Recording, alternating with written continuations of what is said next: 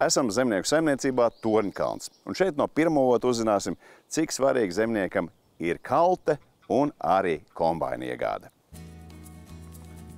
Gulbenes rajona Galgauskas pagasta zemnieku saimniecība Torņkalns nodarbojas ar jaukto lauksaimniecību, augkopību un lopkopību, kā arī meža apsaimniekošanu, mežizstrādi un tehnikas pakalpojumu veikšanu. Saimniecība dibināta 1992. gadā, Torņkalnā saimnieko Andris Gargurnis, un saimniecības kopējā platība ir aptuveni 44 hektāri. Ar ko nodarbojas jūsu saimniecība? Saimniecība audzē graudaugus, rapsi, pupas, tīri laukaugus audzē, augkopības saimniecība. Cik jau sen dara to? No 92. gada, tā kā 92. gadā dibināta, bet, nepateikšu, kopš kura mirkļa pieņēmām lēmumu tīri uz graudkopību aiziet. Bet, piemēram, šis Eiropas fonda atbalsts ir bijis jūtams? Ir noteikti. Jau saparta senos laikos bija jūtams pirms iestāšanās. Bet, fondi ir svarīgi. Principā, lai izdzīvotu konkurētu, fondi ir tas, svarīgākais jau. Tad svarīgi, lai varētu pabeigt kaut kādus tieši procesus, vai lai iesāktu, vai lai veidot jaunus projektus, vai lai tieši darītu to jau, kas ir faktiski darīts un turpināt to. Kur vairāk? Gan principā, lai varētu izdarīt, lai sasniegtu to mērķi, tās platības ir gana pieaugušas, lai viņu var apstrādāt. Vienkārši vajag, teiksim, labības kombainu bez fonda atbalsta jaunu noteikti nevarētu nopirkt. Lai uzlabotu procesus, varētu smalki teikt, lai uzlabotu darba vietu darbiniekiem. Teiksim, tur jau, kurā katrā tehnikā jau vairs negribās braukt ne pašam, ne darbiniekam. Tā ādē un tas pats process ir bijis, ja tā mēs varam vienkāršiem vārdiem grūts, viegls, cik smagi tas ir bijis vai viegli tikt galā ar to un tiešām arī realizēt? Ar pašiem fondiem, diezgan jau tāds skrupulozs darbs, nevar teikt, ka ļoti sarežģīts, bet, dikti tāds precīzs, tur nevar kļūdīties cipariņā nevienā, bet, principā jau nav neizdarāms diezgan normāli. Varbūt, ka pat labi liekas, ka tāda, godīgākā vide. Es pat nezinu, vai uz to vienkārši var atbildēt, bet kas ir tas, kas jūs mudināja pieteikties šiem fondiem un šim atbalstam šo lietu darīt? Es nezinu, varbūt, ka bija kāds labs stāsts blakus, kāds cits kaimiņš to darīja, vai kādas zināšanas atnāca, vai vajadzības spieda. Kas bija jūsu gadījums? Pirmais noteikti vajadzības spieda, un tad vienkārši tika meklēti ceļi, kā to izdarīt. Primārais jau ir vajadzība, ja nav vajadzības, tad īsti arī puse naudas ir liela nauda jebkuram no šiem projektiem. Kādas jums ir idejas, kā šis atbalsts un vispār šie notikumi, kā ietekmē pagastā, kā dzīvo vai vispār cilvēku valstī? Ir ietekmi tādi jūtami? Ietekmi jau droši vien, ka ir tie apjomīgi projekti, tāpat bankas viņus finansē, tad jebkurā gadījumā tas arī dod motivāciju, ka nedrīkst apstāties, jo viss tāpat ir jāatmaksā. Tas arī tīri sevi mobilizē, ja tu tā kā iesaisties, 5 gadu saistības, tev ir kredīts un tev nākas ņemties, pašam nākas ņemties, ne tikai tā. Jā, tas ir ļoti apņēmības pilns, vienkārši tos apņēmies saistības, kuras jāpild. Ja tu neuzņemies, tad arī kaut kā tā lēnām ar entuziasmus var noplekt. Ja mēs runājam nevis tā globāli, tur politika un vispār ko pagastām un valstī tas ir devis, bet jūsu saimniecībai, kas ir tas galvenais pluss, ko jūs varat izdarīt pateicoties visam, kas ir noticis? Tur jau katrs gadījums atsevišķi. Graudu kalti uzbūvēju, jau sāku būvēt sen, kad te nebija iepirkšanas punktu vēl. Tagad viņi te ir tūmā, grūti teikt, vai tagad saņemtos, bet toreiz tas bija, vienkārši tu nevarēji graudus audzēt, jo tev nebija kur likt, jo te Vidzemes augstienē mēs kādreiz zem 20 mitruma retikūlām un tādus nevar ne saglabāt, ne aizvest, ne arī kāds pretī ņēma, tas bija spiesta lieta. Tagad viņi man, kvieši, noteikti aiziet vienu pārtikas pakāpi augstāk, tā kā tomēr tas jau ir nedaudz pārstrādāts produkts, Graudu kombains arī ir tāda lieta, vienkārši es visu platību nokuļu ar vienu kombainu, kas it kā tā kā ir pa daudz, bet, arī tas, gadījums no gadījuma atšķirās, Bet jūs gadījumā kalti tā kā jau sākāt, bet varētu pabeigt to kalti ar to programmu? Arī tad bija, ka pa kārtām tur ir divas kārtas bijušas. Sāk ar mazāku, tad lielāku un tad kaut ko vēl pielabojam bez fondiem, kaut kā tā. Vienkārši, lai process notiek. Arī tagad var redzēt, kur ir, ka jau viena norija noņemta, vietā būs cita, bet tur vairs fondu nav, bet tā visu laiku attīstamies. Augsnes apstrāde ir un tur tā kā uz minimālo, tā kā atvieglojam sev darbu, vai tas ir labi vai nē. Tur man tāds kā lielas šaubas, bet praksē tas ir noderīgi. Daudz audzē graudus. Vispār nav tā, ka būtu tikai viens cilvēks Latvijā, bet ne katram ir savu kalti. Kā tas atvieglo jūsu darbu? Ļoti atvieglo. Slapjajos gados kādreiz kādas dienas var nokult, kad citi nekuļ. Vienkārši iepirkšanas punkts nosaka, ka virs, 22 neņemam, un tad arī jāgaida. Ko tas cilvēks lai dara?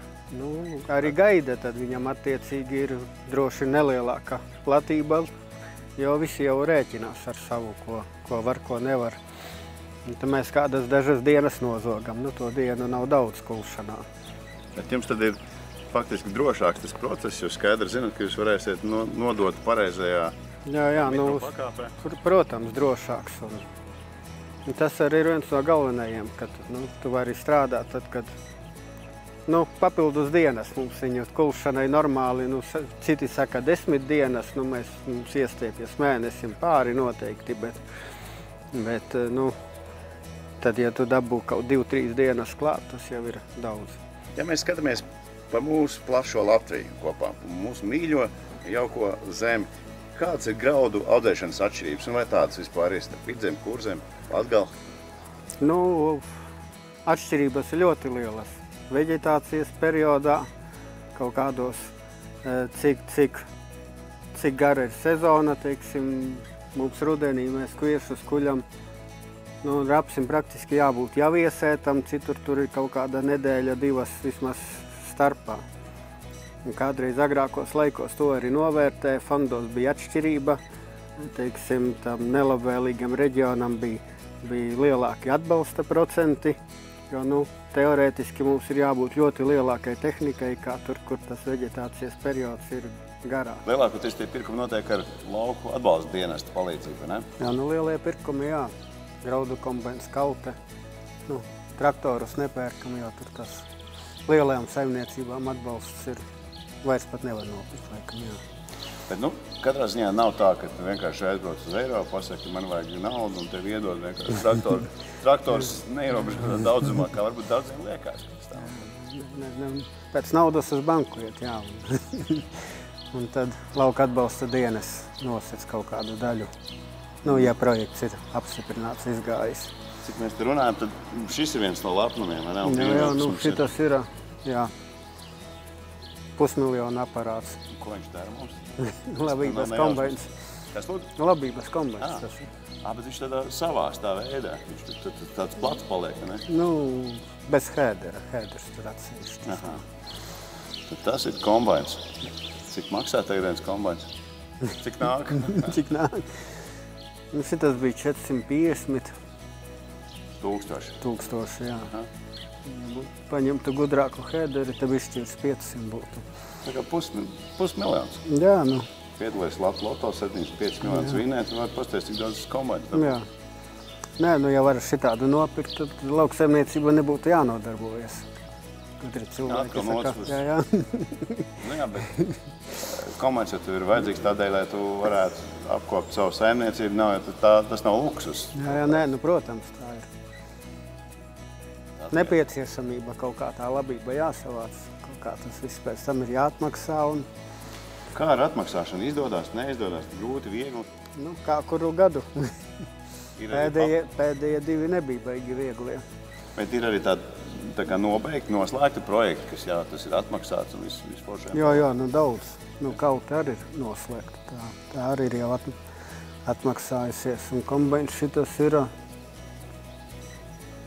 3. pa fondiem jau vai pat 4. Es visu saimniecību kombainos varu saskaitīt. 4 gadi šitas, 4 tas un pagājušais 6 gadi.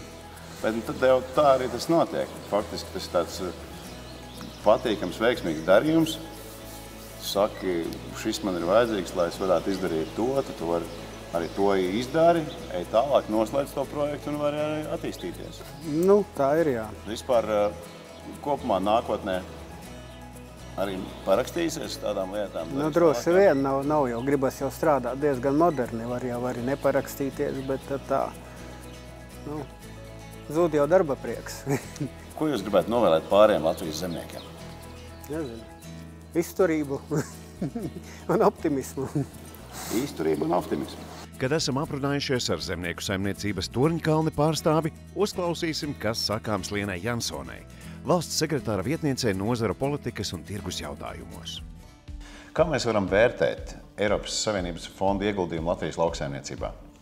Nu, protams, mēs viņu vērtējam pozitīvi, jo šis ir nozīmīgs finansējums, kas ir pieejams mūsu lauku teritorijai un tā dot iespēju mūsu saimniecībām būt konkurētspējīgām un attīstīties. Un cik labi mums ar to iet? Mums iet, es gribu teikt, arī labi, jo vienmēr šis mūsu iespēja iedot finansējumu krietni mazāk nekā ir pieprasījums. Līdz ar to tā aktivitāte ir ļoti liela un vienmēr uz visiem projektu pieteikumiem ir ļoti liels pieprasījums. Kā Latvijas lauksaimniecībai veicas ar šiem ieguldījumiem? Veicas ļoti labi, jo pieprasījums ir lielāks nekā mūsu iespēja. Un jāsaka, tiešām šie ieguldījumi ir ļoti mērķtiecīgi, jo ir dažādi veidi šie atbalsta veidi, kas ir gan jauniem lauksaimniekiem, gan saimniecību modernizācijai, gan arī dažādiem ar nelauksaimniecību saistītiem projektiem. Kā ir ar tehnoloģiju attīstību? Vai mēs varam teikt, jā, kopš mums ir Eiropas fonda ieguldījums, mēs redzam, ka ar tehnoloģijām iet labāk? Jā, jo tā ir lieliska iespēja, jo šīs tehnoloģijas ir dārgas, viņas prasa lielus ieguldījumus, un līdz ar to šī ir iespēja tieši specializēties un rast šos labākos, inovatīvākos risinājumus, jo jebkāda veida šis ieguldījums to arī ietekmi uzreiz šī produktu pašizmaksā un pieejamībā. Un kopumā droši vien, kā arī vairāk cilvēki dabū darbu, vai ir ko darīt, neemigrē vai nebrauc uz pilsētu, piemēram, dzīvot kaut kur citur? Jā, lauksaimniecība ir ļoti nozīmīga nozare mūsu ekonomikā, jo pirmkārt tā ir lauku telpas apdzīvotība, tā ir arī infrastruktūra un tas ir arī šī nodarbinātība lauku teritorijā.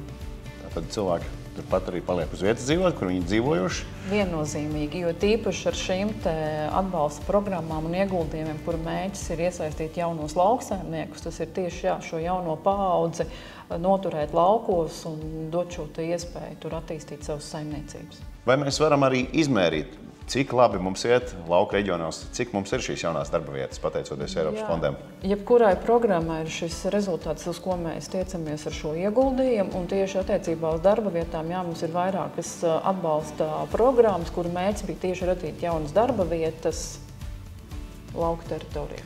Jā, tas ir diezgan sakarīgi un skaidri, manuprāt. Ir darba vietas, ir iespēja cilvēkiem dzīvot, vai izmēram ir nozīme? Kāda līmeņa uzņēmēji var pieteikties uz šo atbalstu? Uz atbalstu pieteikties dažāda līmeņa uzņēmēji, gan lielās lauku saimniecības, kurām vajag vairāk šos inovatīvās tehnoloģijas un procesus, gan arī mazās vidējās saimniecības, kurām atkal ir speciāli šīs atbalsta programmas, lai palīdzētu šīm saimniecībām izaugt un ar saviem produktiem nonākt tirgu. Un, protams, ir arī pavisam mazie šie lauku uzņēmēji lauku teritorijā, kur ir ļoti spēcīga programma, šī līdera iniciatīva ar vietējām rīcības grupām tiek attīstītas vietējās kopienas un teritorijas. Tad īslaik sakot, visiem ir pieejama? Pilnīgi visiem. Neticami. Kas grib saimniekot lauku teritorijā, ir pieejami dažādi šie atbalsta instrumenti. Jā, un es vēl neuzsvēru tieši specifiski, ka šī grupa ir jaunie lauksaimnieki, kur mērķis tiešām, lai lauku teritorijā ir arī jaunieši. Neticami, jāsāk domāt, ka varbūt vajag mainīt dzīvesvietu. Aicinam, jā, izvēlēties sev tuvāko reģionu un iespēju attīstīt tur uzņēmējdarbību, jo tā ir mūsu lauka ekonomika, kas palīdzēs mūs arī valstī. Būs par ko padomāt šovakar. Paldies! Esam uzklausījuši valsts sekretāra vietnieci nozaru politikas un tirgus jautājumos Lienu Jansoni. Tāpēc dosimies tālāk uz kādu citu saimniecību. Raidījuma turpinājumā esam Kadiķos pie Alūksnes. Un šeit saimniekam 40 gadu pieredze. Lūkosim, kā šeit ar progresu, projektu izpildi un attīstību. Kadiķi MA Alūksnes novadā ir viena no lielākajām saimniecībām. Tai ir vairākas darbības nozares – graudkopība, piena lopkopība, mežstrāde. Saimniecība apsaimnieko 1818 hektārus zemes. Tā skaitā apmēram 1500 hektāru sastāda laukaugi, lielākoties ziemas kvieši. Lai samazinātu ražošanas izmaksas augkopībā, saimniecība izmanto samazinātas augsnes apstrādes tehnoloģiju, kā arī liela uzmanību pievērš augsnes skābuma regulēšanai. Ar ko tu nodarbojies? Man tā saimniecība atrodas Alūksnes novada Mālupes pagastā. Kadiķos, arī nosaukums ir Kadiķi, cēlies no vietas nosaukuma. Strādāju lauksaimniecībā jau pāri pa 40 gadiem. Jā. Saimniecība nav tik veca, bet katrā ziņā attīstība sākās no 5 govīm, teiksim, vai no 5 hektāriem, teiksim, un tā uz priekšu, pa gadiņiem, kamēr jau esam izauguši ar platību virs 2000 hektāriem. Tāpat gotiņas ir ap 200, tas ir lopi, nevis govis. Govis ir 85. Un strādājošo 36. Ļoti nopietnas biznesa izklausās. Pārsvarā jau esmu graudinieks. Audzējām. Pamatkultūrai ir tas kviesis un ziemas rapsis, bet es audzēju visu, kas aug. Gan zirņi, gan pupas, gan griķi, gan kartupeļi, lobarības bietes, galdabietes, burkāni, sīpoli. Ko vēl nenosaucu? Es pat nezinu, ko vēl varētu pieskatīt, bet kas ir visvairāk, teiksim, ja mēs piesienām to Eiropas fondu klāt, ja mēs skatāmies caur atbalsta dienestu, kam visvairāk palīdz tomēr viņi ar savu pretīm nākšanu? Jā, iet runa pa sējumiem, teiksim, jā, tad viņiem lielākais atbalsts ir tam pašam proteīna augam. Kā jūs domājat, kā tas Eiropas fonda atbalsts ir palīdzējis kopēji novadam vispār un arī jums un pārējām saimniecībām apkārt? Tā kā ir ar to atbalsts, nav atbalsts, uzlabojumi, darba rokas, tiešām ir darba rokas vairāk? Es domāju, ka noteikti, jo piemērs prezervatīvšu asfaltu, tas arī ir tikai pašvaldības, Eiropas projekts, teiksim, ja. Tas arī plus gan man, kā saimniekam, teiksim, gan arī strādājošiem un arī pārējiem, kas te apkārtnē dzīvo, teiksim, ja, pārvietoties pa asfaltu vai pa kaut kādu grunteni, teiksim, ja. Tas ir tā. Bet, kopumā ņemot, jā, noteikti viennozīmīgi. Tad, ja vajadzētu atbildēt jā, nē, teiksim, konkursā par 100 miljoniem, kur varētu piedalīties loterēt, būtu jāsaka jā. Jā. Tā būtu pareizi atbildi. Jā. Katrā ziņā, vai tu to lozi izvelc vai neizvelc, bet katrā ziņā startēt vajag, piedalīties vajag un mēģināt sasniegt, teiksim, realizēt tos projektus. Ir ļoti populārs mākslīgais intelekts, augstās tehnoloģijas, precīzās tehnoloģijas. Vai šie nosaukumi arī jūsu saimniecībā ir sastopami tagad? Ir. Man varbūt ne tik sevišķi, bet es tad, ja ir kaut kāds nezināmais vai šaubu jautājums, es meitai pasaku, tu paskaties, ko tas mākslīgais intelekts saka. Un saka taisnība arī? Daudz maz jā. Un kā ar augstajām tehnoloģijām, jo man liekas, ka tā tehnoloģija ar tās sliedes griešanu jau arī piedalās pie jaunajām. Jā, tieši tā. Teiksim, arī miglotāji, mums ir modernākie miglotāji, teiksim, ja, kas nepārmiglos ne pa labi, ne pa kreisi, teiksim, ja tu ievadi viņam visas kontūras, teiksim, ja, un arī neuzmiglos otrais vai trešoreiz vai piektoreiz, kaut vai tu 10 reizes tur grozēs pa to vienu vietu. Viņš tikai saprot, ja? Viņš saprot augšā ar satelītiem, viņam dod signālu, viņš atslēdz visas sprauslas, sekciju kontrole saucamā, ja, un visu nokontrolē. Tas ir līdzīgi tā kā roboti, kas grīdas tīri, ka viņi saprot, kur viņi ir bijuši, kur ne? Jā. Vai jums ir kāda speciāla pieraksta un izreikināts, cik un kāds tas atbalsts no Eiropas Savienības fonda ir bijis izaugsmē kopumā? Gan jau ir kaut kāda Exceļi un izpratni par to, kā būtu ar vai bez? Arī konkrēti pēdējais atbalsts ir kaut kādi 350, varbūt 1 vai 2 tūkstoši. Tā ir nauda. Bet tā, teiksim, cik kopumā, es pat tev no galvas nepateikšu. Nevar jau visu sareiķināt. Bet pēdējais bija pa 350 tūkstošiem ar kāpēciņu, teiksim. Jā. Ja nebūtu lauka atbalsta dienests, kā būtu to Eiropas fondu dabūt? Grūtāk, ne? Droši vien, ka grūtāk. droši vien. Jo, nu, lai kā tas ir, vai tas man ciklis, teiksim, es jau tā skatījos, teiksim, tos pierakstus, ja? Ik pa 4 gadi it kā kaut kādu projektiņu realizēju, 4 vai 5 gadi. Kāds par mums ir mitrumu šogad? Ir labi slikti? Šogad ir pa daudz, teiksim tā, godīgi pa daudz. Ja pagājušā gadā mēs sējām pavasarī un gaidījām lietu veselu mēnesi, man liekas pierakstīts bija 37 dienas bija bez lietus pagājušā gadā pavasarī.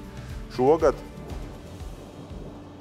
man liekas, ka lielākais pārrāvums ir kādas 5 dienas, kad nav lietus. Un visu laiku uzlīst. Mēs arī dzirdam, ka mēs pat arī nevaram nofilmēt pat stundu bez lietus. Tad visu laiku ir kaut kas krīt no gaisa, bet tā arī vajag. Tas taču ir, zināmā mērā ir labi, vai ne? Nē, zināmā mērā labi. Ir kaut kur paslīcina, bet tādas vietas kā nosaukums Mārkalne. Tas nozīmē mārki un kalni. Mārkos vienmēr ir slapš, kalni vienmēr ir sausi. Šitais, teiksim, ka viss uzlīst. Tas ir super, teiksim. Labākais no abām pasaulēm. Gan kalni, gan mārki. Viss šeit ir. Un vēl kadiķi arī ir. Jā. Kādas kadiķi ir. Ja skatāmies tādās laika nogriežņos, kuri gadi ir bijuši vislabāk šai sadarbībā ar Lauka atbalsta fondu? Es jau teicu apmēram, tas cikls man ir kaut kādi 4-5 gadi. 22. bija. Tad bija 18, 17, un tad vēlāk 12, 11 atkal tā. Bet ir arī tādi, teiksim, tas jau viss kaut kādos etapos. Viena lieta sākās, viens projekts, tad viņš ir jārealizē, jānodod. Jā.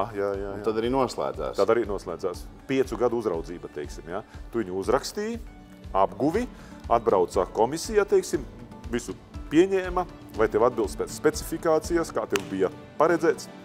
Ja viss atbilst, viss tev sākās uzraudzība. Un tad 5 gadi tu ar viņu maut, strādā cītīgi, un var atbraukt, var neatbraukt, pārbaudīt, teiksim. Tā bet kā līdz šim ir izdevies? Principā... Kādreiz bijis tā, ka saka... Nē, es ar tām lietām nejokoju, tas viss ir forši, un arī, teiksim, man tā tehnika nav domāta pirkšanai un pārdošanai. Ja es viņu pērku, tad es viņu pērku konkrētai lietai un vajadzībai. Kāds būtu tavs novēlējums pārējiem Latvijas zemniekiem? Es pats nemetu plinti krūmos pēc šitiem 2 neveiksmīgajiem gadiem, teiksim, un arī citiem novēlu. Mēģinam, ejam uz priekšu, cīnamies. Mēs tak latvieši. Jā, paldies!